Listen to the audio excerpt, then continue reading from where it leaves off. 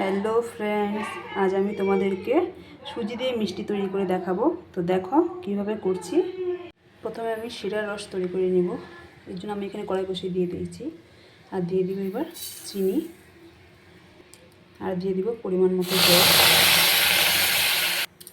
চিনিটাকে ভালো করে মিশিয়ে নিয়েছি। এবার এর মধ্যে একটা এলাচ দিয়ে দেব।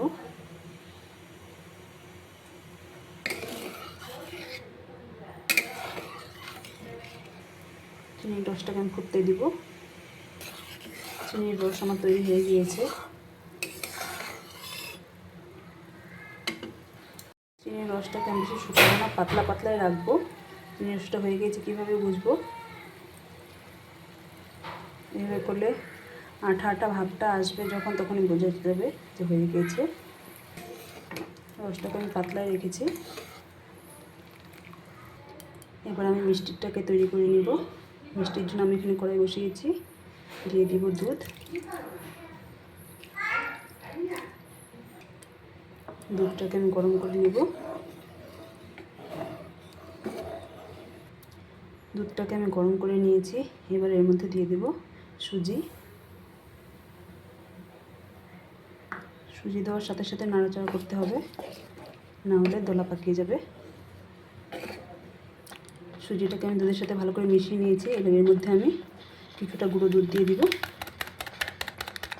এবার গুঁড়ো দুধটাকেও মিশিয়ে নিব ভালো করে।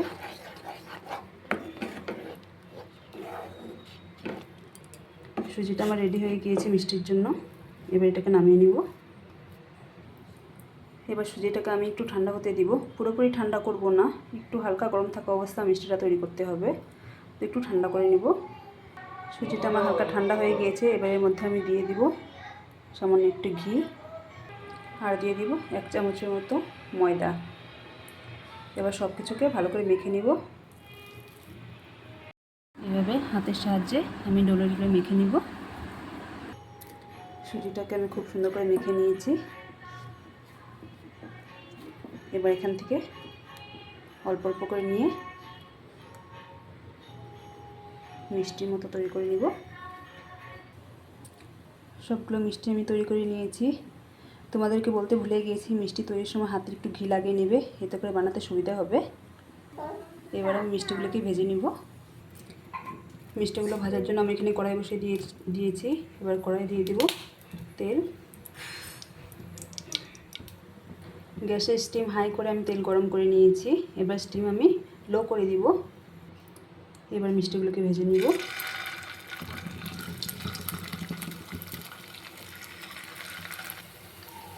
কখনো যদি এমন হয় ঘরে লোকজন এসেছে, ঘরে মিষ্টি নিয়ে দেওয়ার মতো, তো ঝটপট এই রেসিপিটি করে নিতে পারো। এই মিষ্টিটি তৈরি করতে বেশি সময় লাগে না, খুব কম সময়ের মধ্যে তৈরি হয়ে যায়, আর খেতেও কিন্তু দুর্দান্ত লাগে। মিষ্টিগুলোকে আমি লো হিটে লাল লাল করে ভেজে নিব।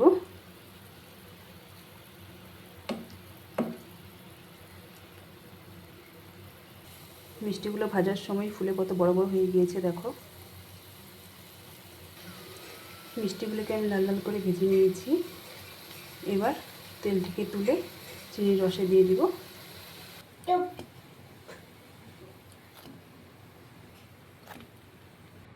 এবার মিষ্টিগুলোকে আমি কিছুক্ষণের জন্য ঢাকা দিয়ে রাখবো। এতে করে চিনির রসটা মিষ্টির ভিতরে যাবে, আরও মিষ্টিগুলি ফুলে বড় হবে।